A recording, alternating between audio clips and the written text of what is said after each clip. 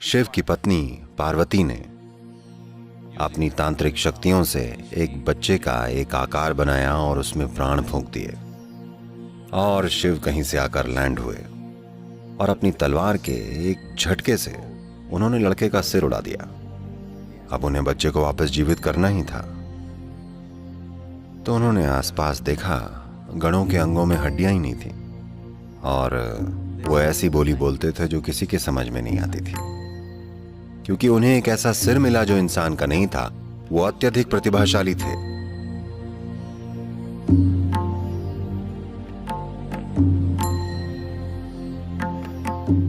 तो मानसरोवर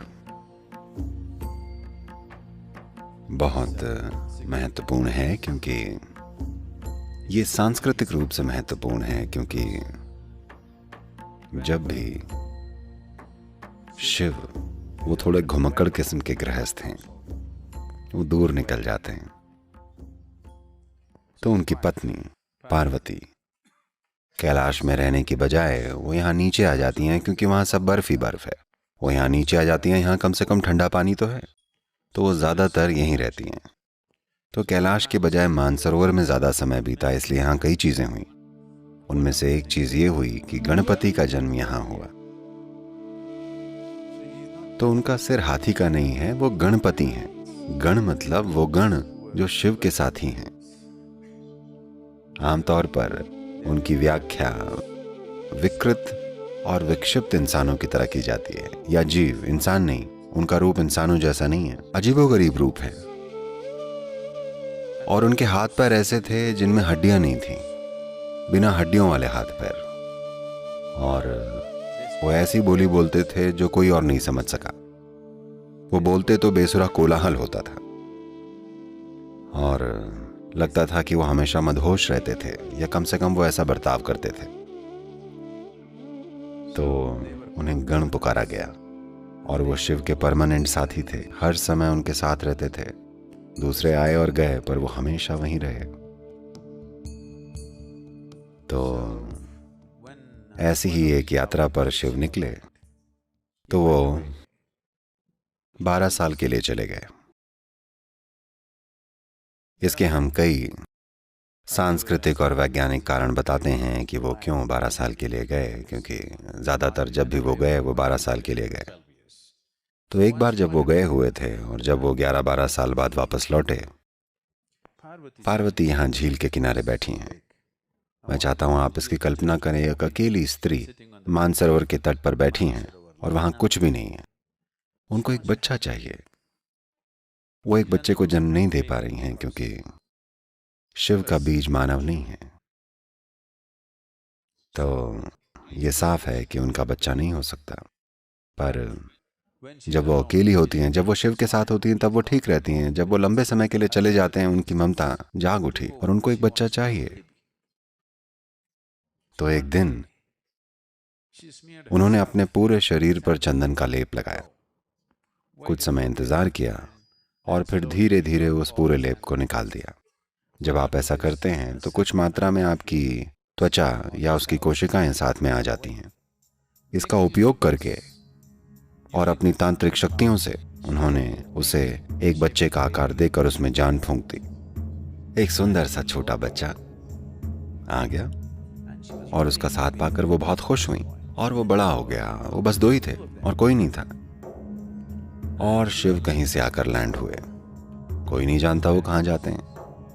वो और उनके साथ ही लैंड हुए, पूरे सब के सब मदहोश और आनंद में। शिव अपनी पत्नी से मिलने आ रहे हैं, वो उस तरह के हैं। और यहाँ पार्वती को स्नान करना था, तो उन्होंने एक छोटी सी आड़ बनाकर लड़के से कहा कि देखना, इस तरफ कोई ना आए।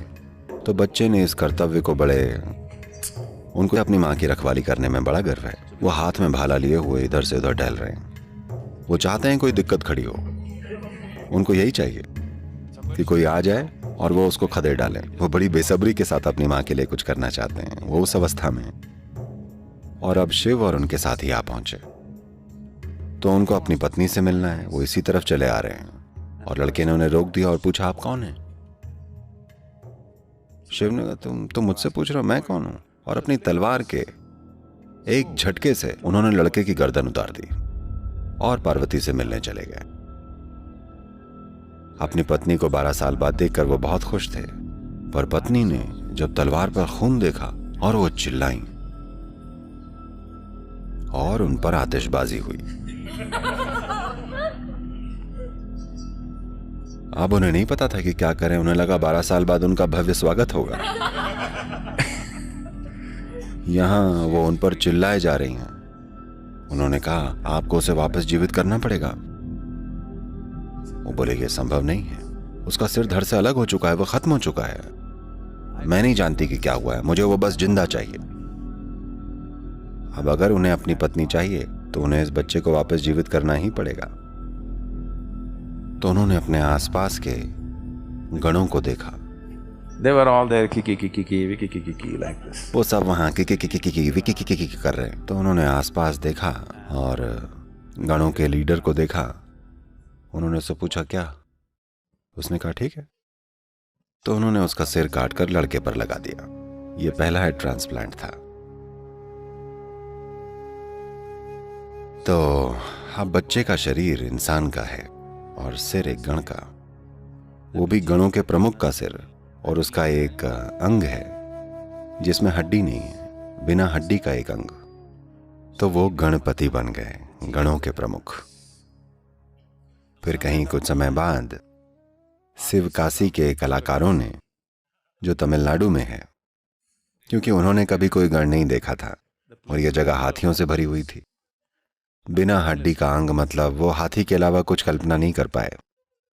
धीरे धीरे उन्होंने उनको एक हाथी बना दिया। अब वो चाहे जो भी कर लें, आज हर कोई उन्हें गणपति ही कहता है, कोई उन्हें गजपति नहीं कहता। ठीक है, कुछ लोग इन दिनों गीत लिख रहे हैं, वो उन्हें गजपति बोल रहे हैं, पर यह फिट नहीं बैठता। गणेश और गणपति ही जचता है, क्योंकि वो गणेश हैं, वो गणपति हैं, वो गणों के राजा या लीडर या गणों के प्रमुख हैं। क्योंकि उन्हें एक ऐसा सिर मिला जो इंसान का नहीं था, इसलिए वो अत्यधिक प्रतिभाशाली थे।